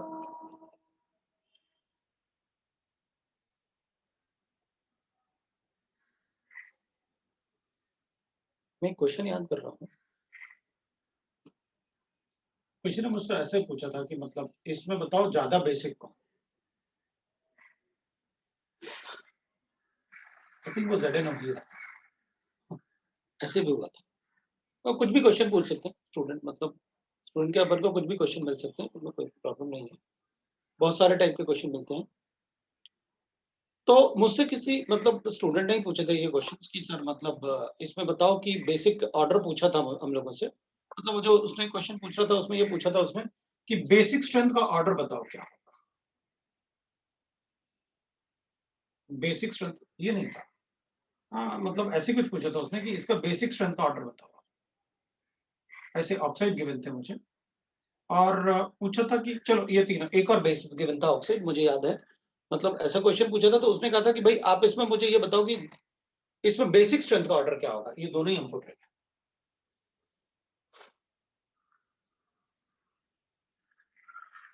अब दोनों ही हम फुट रहे हैं तो मुझे कुछ समझ में नहीं आया, मतलब क्या करें बेसिक स्ट्रेंथ का, तो ये थोड़ा सा ज्यादा बेसिक होता है इससे, अल्टीमेटली मतलब मैं भी काफी पहले सोचा कि क्या किया जाए, तो अपन कहेंगे हम तो ये पढ़ते हैं कि दोनों ही एम्फोट्रिक होते हैं, अब ये ज्यादा बेसिक कैसे हो गया उससे, एल्यूमिनियम का मेटेलिक कैरेक्टर जिंक से थोड़ा ज्यादा होता है, लेकिन दोनों ही एम्फोट्रिक है। तो एम्फोट्रिक में भी थोड़ा थोड़ा वेरिएशन है, उतना वेरिएशन अपन से शायद पूछे, लेकिन अपन कहेंगे ऐसे अगर अपन को गिवन ना MN3O4 और MNO, क्या बताऊं फिर, इसमें 3/4 है परसेंटेज ऑफ ऑक्सीजन, इसमें 1/2 है, 1/2 क्या मतलब अपन ऐसे 3/4 और इसमें 1/2 हो जाएगा, तो क्या करें, तो अपन कहेंगे भाई हमें जब एम्फोट्रिक बताया गया तो सर ने साफ साफ बताया था कि एम्फोट्रिक होता है, सारे ऑक्साइड लिख के बताए थे, तो उसके जो आसपास वाले होंगे ना उनमें भी थोड़ा थोड़ा एम्फोट्रिक कैरेक्टर होगा, परसेंटेज ऑफ ऑक्सीजन बढ़ता है तो एम्फोट्रिक कैरेक्टर, तो इसमें अपन ऐसे बताते हैं।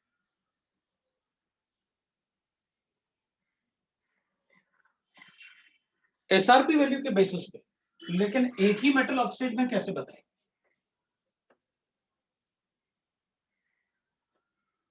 एक ही मेटल ऑक्साइड में कैसे बताएं, और फिर SRP वैल्यू में क्या होता है ना, हाइड्रेशन बहुत ज्यादा डोमिनेटिंग करता है, हाइड्रेशन ज्यादा डोमिनेटिंग करता है ना, हाइड्रेशन ज्यादा डोमिनेटिंग करता है SRP वैल्यू,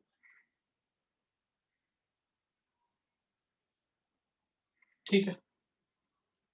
तो अब अगर परसेंटेज ऑफ MN कैसे, इसमें परसेंटेज ऑफ ऑक्सीजन कैसे निकाल गया, देख लो ना मेटल कितने, इसमें 3 मेटल के लिए 4 ऑक्सीजन है, उधर 1 मेटल के लिए 2 ऑक्सीजन था,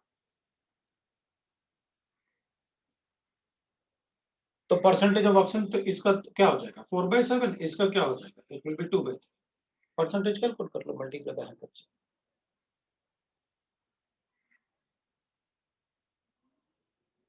हाइड्रेशन से क्या होगा ना, जैसे SRP वैल्यू लिथियम का लोएस्ट है तो उसका ऑक्साइड स्टेबल है, उसके बाद सीजियम है, रुबिडियम है, पोटेशियम है, ऐसे है।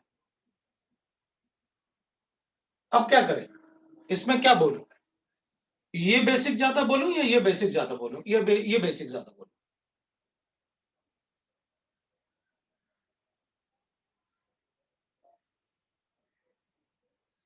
1:2 रेशियो था, है? अब बताओ किसको बेसिक ज्यादा बोलूं,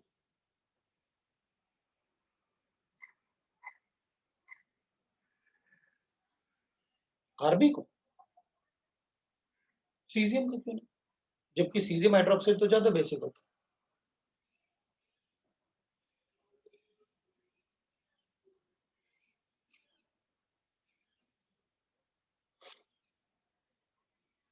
सीजियम तो ज्यादा बेसिक होता है, सीजियम हाइड्रोक्साइड, तो SRP से कैसे बोलूंगा कि ज्यादा बेसिक कौन है या ज्यादा एसिडिक कौन।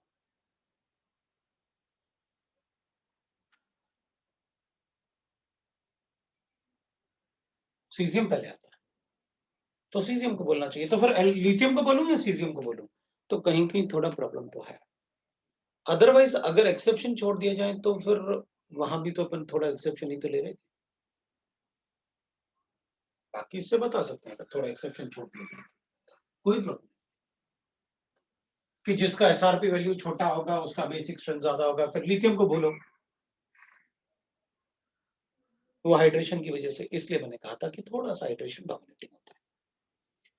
अब इसमें कंपाउंड्स पढ़ने थे, एक तो MnO2 कंपाउंड्स पढ़ना है अपन को, मैंगनीज डाइऑक्साइड। मैंगनीज डाइऑक्साइड जो होता है that is pure manganese dioxide. अगर मुझे बनाना है तो मैंगनीज नाइट्रेट को प्योर बनाने के लिए मैं इसको हीट करूंगा, तो ये MnO2 प्लस NO2 में कन्वर्ट होता है, ये प्योर बनेगा हीटिंग से, ये बनेगा। Pure MnO2 is formed by decomposition of manganese nitrate. और मैंने आपको बताया था कि एनहाइड्रस में जो ब्लैक होते हैं, हाइड्रस में वो क्या दिखेंगे अपन को? ब्राउन पीपीटी दिखते हैं। अगर हाइड्रस होगा तो ब्राउन पीपीटी पड़ा, एनहाइड्रस इज ब्लैक, ये प्योर कंपाउंड है। हाइड्रेटेड फॉर्म में ये ब्राउन पीपीटी, ये अपन को ब्राउन पीपीटी दिखता है हाइड्रेटेड फॉर्म में, ठीक है। तो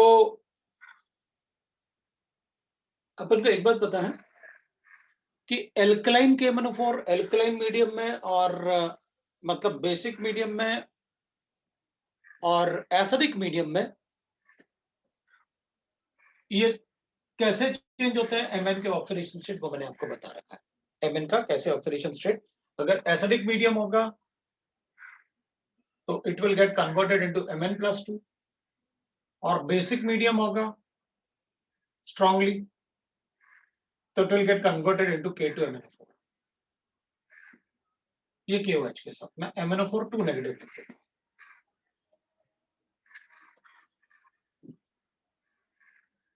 H2SO4 होगा तो सल्फेट बना दूंगा।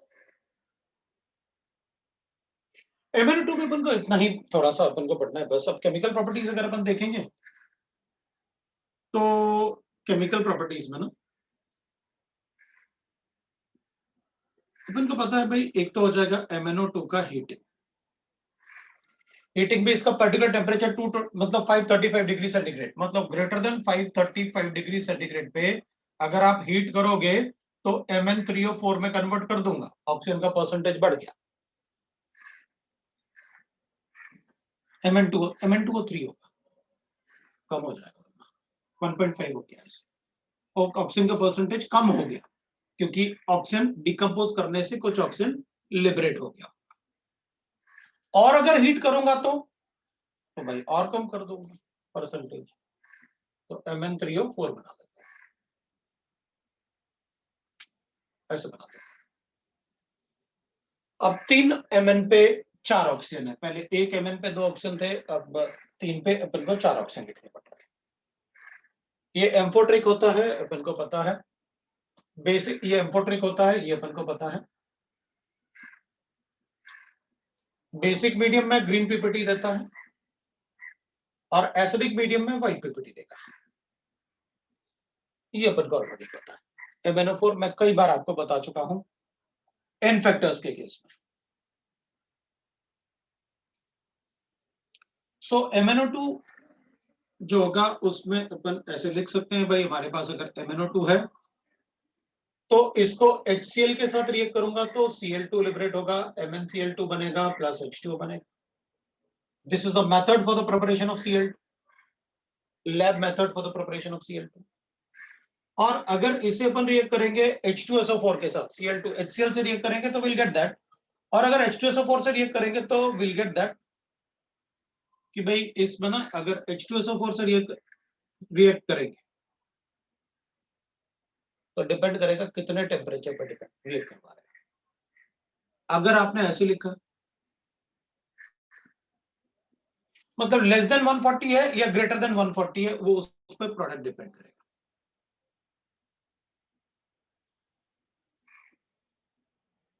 अगर इसमें लिख रहे हो तो MnSO4 बनाऊंगा, और इसमें लिखोगे तो Mn+3 लिखूंगा, तो इधर Mn2SO4 will thrice लिखूंगा। मतलब ये टेम्परेचर डिपेंडेंस भी बताओ।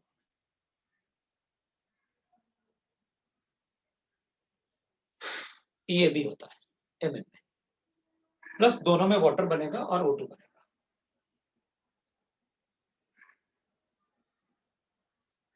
थोड़ा सा बैलेंसिंग ना भी पता हो तो प्रोडक्ट पता होने चाहिए, क्योंकि यहां से ऐसे पूछ लेते हैं कि अगर इसको इसके साथ रिएक्ट करेंगे तो one of the product will show the paramagnetic current. तो जो O2 बनता है उससे अपन को पता चल जाता है, अच्छा O2 तो पैरामैग्नेटिक कैरेक्टर शो करेगा, वो अपन को पता है मॉलिक्यूलर ऑर्बिटल थ्योरी के हिसाब से। यूजर्स में अपन ने इसको यूज जैसे किया depolariser in the Leclanche cell, used as depolarizer in the Leclanchi cell. Depolarizer in Leclanchi cell. ये प्राइमरी सेल्स जो अपन ने पढ़ा था उसमें अपन ने देखा था। और इसको पेंट वगैरह को भी ड्राई करने के लिए यूज करते हैं, drying in paints, drying agent for the paint ना, वो पेंट जल्दी ड्राई हो जाए, वो भी अपन यूज करते हैं। और एज अ ऑक्सीडेंट तो यूज करेंगे ही करेंगे, ऑक्सीजन है। ये HCl रिड्यूसिंग एजेंट जैसे ही तो बिहेव कर रहा है, तभी तो अपन ने लिखा है।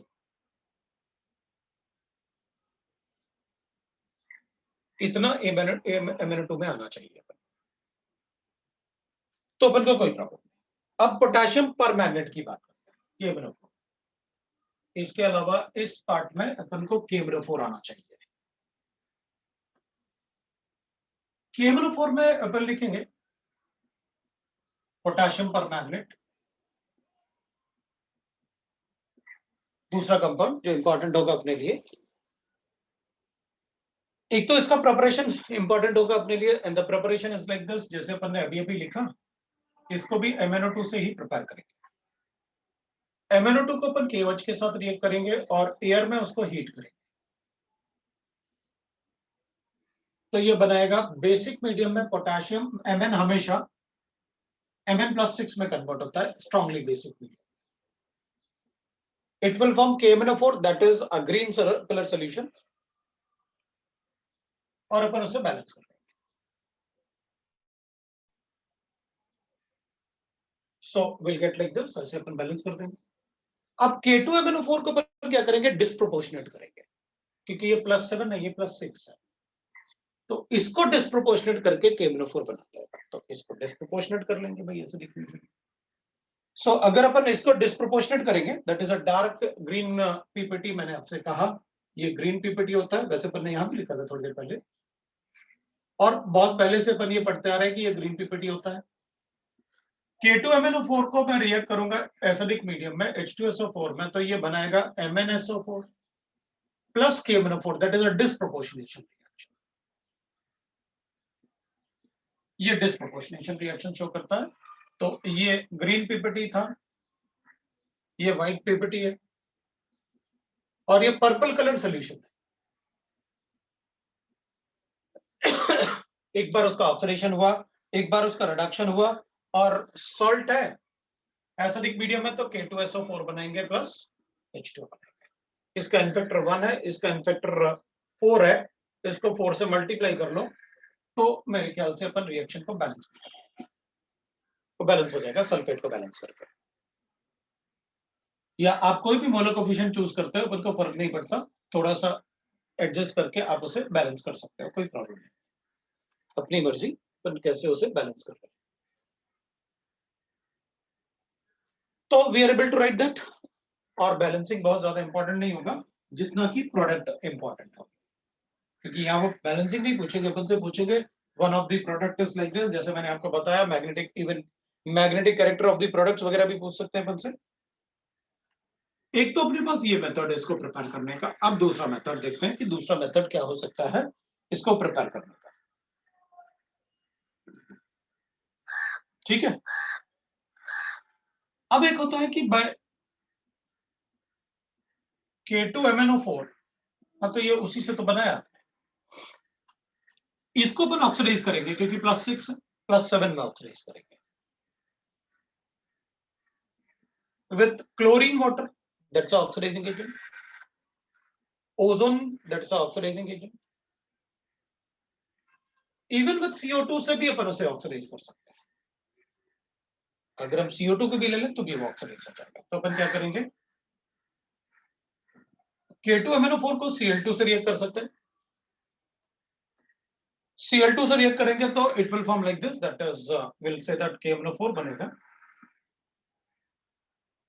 हीट करने से और plus twice of KCl।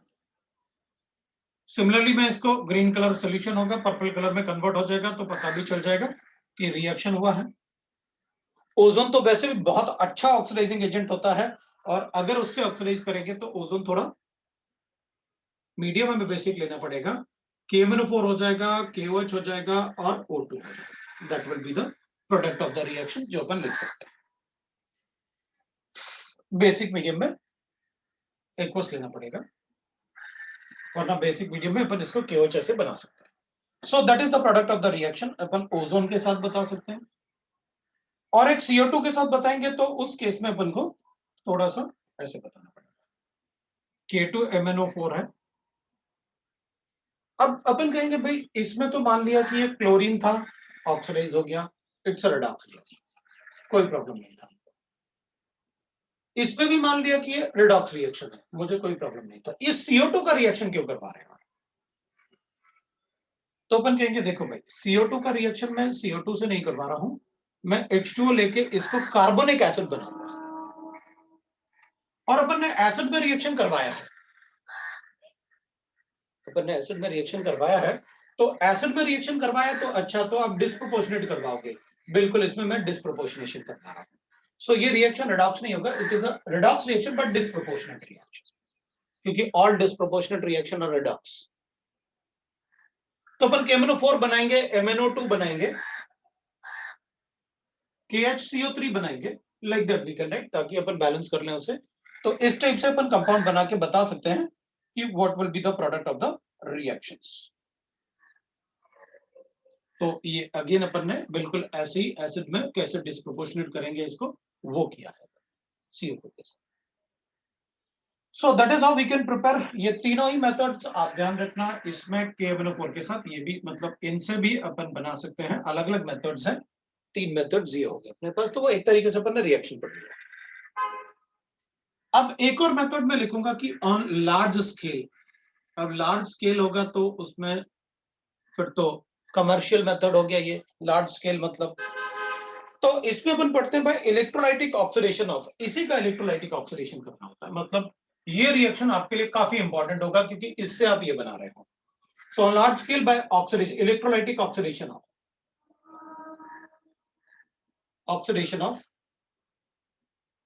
KMnO4, K2MnO4 उससे बने, इलेक्ट्रोलाइटिक ऑक्सीडेशन ऑफ K2MnO4 उससे बनाएंगे अपन। तो पहले अपन मतलब जो फर्स्ट रिएक्शन था उससे प्रोड्यूस करेंगे, है ना, K2MnO4 उससे अपन प्रोड्यूस करेंगे K2MnO4। सो फर्स्ट ऐसे लिख देता हूं मैं, first K2MnO4 is produced by MnO2। पहले तो आप इसे प्रिपेयर करो ऐसे इन KOH एंड O2, वो एयर के साथ ऑक्सीडाइज करके उसको रिएक्ट करने के बाद फिर आप इलेक्ट्रोलाइसिस करो इन अ नॉन, मतलब आप इलेक्ट्रोलाइटिक सेल बोल सकते हैं, देन इलेक्ट्रोलाइसिस इन इलेक्ट्रोलाइटिक सेल। तो अपन इलेक्ट्रोलाइटिक सेल में फिर उसका इलेक्ट्रोलाइसिस कर लेंगे, उसके बाद आप उसका इलेक्ट्रोलाइसिस करो। तो एनोड कैथोड रिएक्शन लिखेंगे अपन। तो अपन क्या करेंगे भाई, इलेक्ट्रोलाइटिक सेल में अपन चाहते हैं कि K पॉजिटिव और Mn+6 जो अपन को गिवन है, MnO4 दैट इज 2 नेगेटिव, इसका रिएक्शन MnO4 2 नेगेटिव का रिएक्शन हो इसमें, मतलब अपन ये चाहते हैं। तो MnO4 का रिएक्शन हो तो ऑब्वियस सी बात है, अपन को पता है अगर इसका रिएक्शन करना है वो कैथोड एनोड अपन को पता है, तो कैथोड पे रिएक्शन और एनोड पे रिएक्शन देख लेते हैं। ये इलेक्ट्रॉन लॉस्ट करेगा एनोड पे, तो एनोड रिएक्शन अपन को पता है कि MnO4 जो होगा 2 negative will lose electron and convert into MnO4 negative, ये इलेक्ट्रॉन लॉस्ट करेगा। तो इलेक्ट्रॉन गेन कौन करेगा, तो अपन कहेंगे इलेक्ट्रॉन गेन वाटर और पोटेशियम दोनों ही प्रेजेंट है, तो वाटर का रिएक्शन बताएंगे। तो H2 plus electron will get converted into, that is OH minus sign plus H2, ऐसे बता सकते हैं। अब कभी कभी क्या होता है ना, ऐसे भी हो जाता है कि वाटर को ना इसमें ये भी रिएक्शन, जैसे अभी तुमने पूछा था ना, तो जैसे छोटे क्लासेस का बुक्स देखा ना मैंने, वो 9th-10th के जो बुक्स होते हैं ना, उसमें SRP के बेसिस पे अपन को नहीं बताते, उसमें डायरेक्टली ऐसे लिख देते हैं H प्लस साइन है, वाटर H प्लस साइन देगा, बस ये H2 प्लस 2 इलेक्ट्रॉन बना देगा। तो आप ना कभी अगर जरूरत पड़े तो आप लिख सकते हो वाटर के साथ H प्लस आयन या OH नेगेटिव आयन का रिएक्शन लिख सकते हो, लेकिन दोनों ही केस में H2 लिबरेट हो रहा है। तो कौन सा एलिमेंट क्या लिबरेट होगा वो अपन को पता रहता है कि हाइड्रोजन लिबरेट होगा, राइट ना। तो कभी कभी अपन क्या कर सकते हैं, इसमें ये बता सकते हैं कि इस टाइप से रिएक्शन हो जाएगा, ठीक है ना। क्योंकि छोटे क्लासेस में मैंने देखा हुआ है, वो अगर यहाँ पर वाटर का रिएक्शन हो रहा है तो OH का भी रिएक्शन करता है, बट वो SRP वैल्यूज को कंसिडर नहीं करते हैं, लेकिन वो कहते हैं भाई थोड़ा बहुत तो OH नेगेटिव आयन होगा ना, तो उसका भी रिएक्शन बताऊंगा। तो आप दोनों में से किसी एक को कंसिडर कर लेना। What is liberated at the cathode, तो उसमें हाइड्रोजन ही होगा दोनों ही केस में, तो वो थोड़ा कंसिडर कर लेना, राइट। तो ये MnO4 का प्रिपरेशन मेथड था।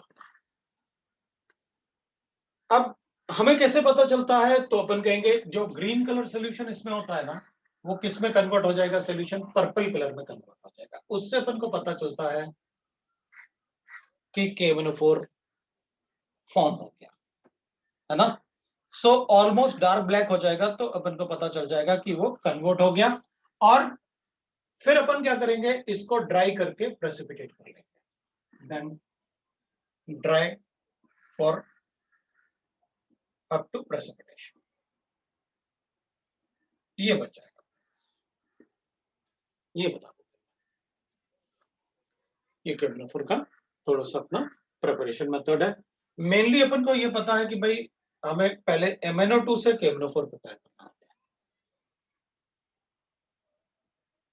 ठीक है। तो that is how KMnO4 can be prepared. Next we can write is the properties of KMnO4। Properties की बात कर सकते हैं अपन। What are the properties of KMnO4, ऐसे बोल सकते हैं KMnO4 के क्या क्या प्रॉपर्टीज होंगे। तो एक तो अपन को पहले से पता है कि भाई अगर हम KMnO4 को हीट करते हैं, है ना, तो मैंने आपको पहले ही बता रखा है हीटिंग प्रॉपर्टी ना। पहले अपन प्रिपरेशन ऑफ K2Cr2O7 करते हैं, फिर दोनों को कंपैरिजन करेंगे, क्योंकि प्रॉपर्टीज में मुझे कंपैरिजन ही चाहिए। तो याद रहेगा, ऐसा कुछ पढ़ते हैं ना, तो प्रिपरेशन पढ़ाओ आप K2Cr2O7, उसके बाद में दोनों के इसका हीटिंग बताऊंगा तो उसका भी हीटिंग बताऊंगा, इसका कोई प्रॉपर्टी बताऊंगा तो वो कैसे बिहेव करता है वो भी बताओ। तो अगर कंपैरिजन करोगे ना तो याद रहेगा, अच्छा ये ऐसे करता है वो वैसे करता है, तो वो अपन को याद रहेगा। सो बेटर कि आप इसके प्रॉपर्टीज मत बताओ, आप K2Cr2O7 पोटेशियम डाइक्रोमेट की बात, K2Cr2O7 प्रिपरेशन मेथड, ये फेरिक कार्बोनेट से फॉर्म होता है। तो पहले अपन एक तो बता सकते हैं कि भाई Na2CO3 Na2Cr2O7 बना लो, इसको KCl से रिएक्ट करवा दो, NaCl का लैटिस एनर्जी ज्यादा है, इसलिए ये K2Cr2O7 बना देगा। ये प्राइमरी स्टैंडर्ड सोल्यूशन होता है, ये होता नहीं है क्योंकि ये सोडियम होने की वजह से सोडियम मॉइस्चर को भी रिएक्ट करता है, तो ये प्राइमरी स्टैंडर्ड सोल्यूशन नहीं बना सकता, ये प्राइमरी स्टैंडर्ड सोल्यूशन होता है। वो प्रॉपर्टीज में देखेंगे, वो मैं बोल दूंगा प्रॉपर्टीज में कि कौन सा प्राइमरी स्टैंडर्ड है कौन सा नहीं होगा। तो एक तो अपन डायरेक्टली ऐसे बता सकते कि मैं ऐसे K2Cr2O7 बना सकता हूं, ठीक है ना। फिर दूसरा अपन लिख सकते हैं, मेरे पास फेरिक क्रोमाइड होगा, FeCl 2 नेगेटिव होता है, इसको फेरस क्रोमेट बोलते हैं अपन। और ये या तो इस फॉर्म में लिखेंगे अपन, इस फॉर्म में भी लिख सकते हैं, ये 2 नेगेटिव है, ये प्लस, मैं इसको ऐसे भी लिख सकता हूँ Cr2O4 8 माइनस प्लस 3, और इधर 8 माइनस होगा, प्लस 6 होगा और प्लस 2 होगा, ऐसे भी लिख सकते हैं। ठीक है, दोनों से ही अपन बना सकते हैं ऐसे। इसको या इसको दोनों में से किसी एक को अपन क्या करेंगे, FeCr2O4 को रिएक्ट करेंगे Na2CO3 से, सोडियम कार्बोनेट से। इसको हीट करने वाले अपन सोडियम कार्बोनेट के साथ इन प्रेजेंस ऑफ एयर या ऑक्सीजन। इसको हीट करो तो ये बनाएगा Na2CrO4 बनेगा,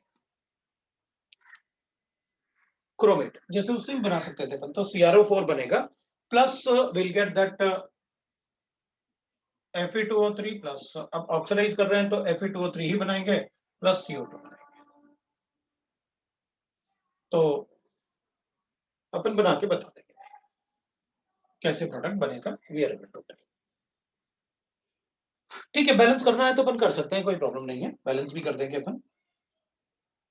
नंबर देख के मतलब ऐसे अपन को चेक करना पड़ेगा थोड़ा सा, क्योंकि it is just a decomposition reaction. तो अगर अपन को बैलेंस करना है तो बैलेंस कर लेंगे, वैसे ये 2 नहीं होगा फिर बैलेंसिंग में, क्योंकि मैंने तो सोडियम था उससे बना दिया। तो अपन ऑक्सीजन को लास्ट में बैलेंस करेंगे, ये अपन को पता है। तो विल राइट दैट बैलेंस, वहां Fe2O3 है तो कम से कम इसको ट्वाइस तो लेना ही पड़ेगा। इसको ट्वाइस लूंगा तो सोडियम अपने पास Cr4 हो गए, तो ये 4 होना चाहिए,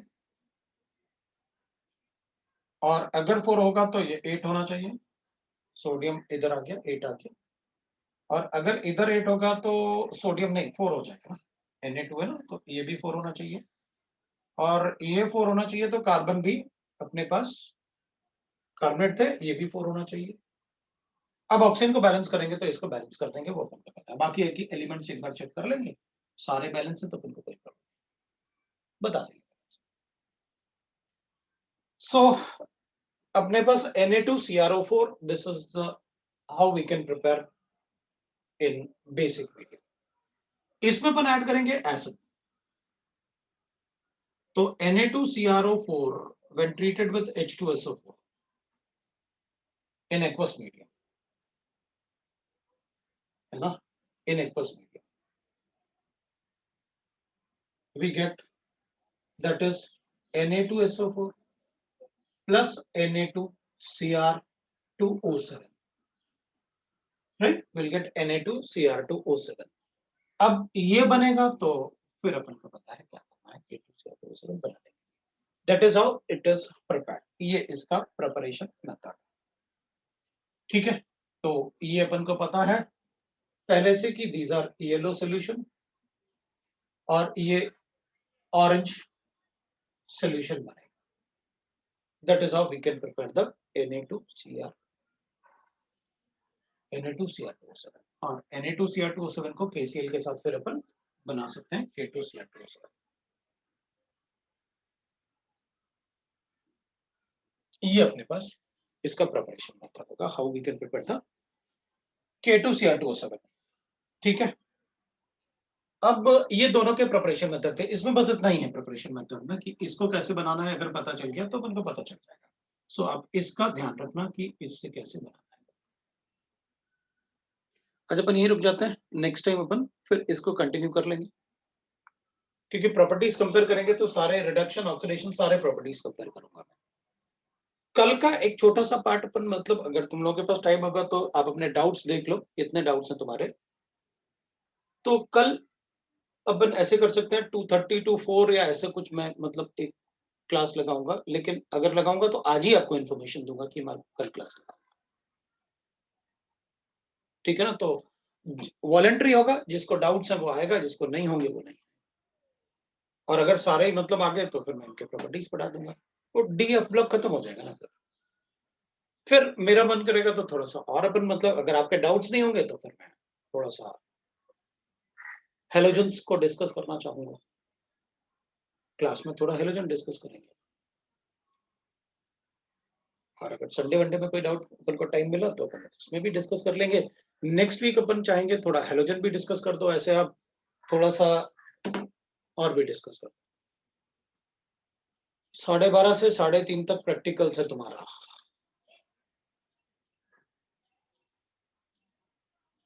ठीक है, पॉलीमर का क्या करें, पढ़ाया तो है पॉलीमर, पॉलीमर पढ़ाया तो है।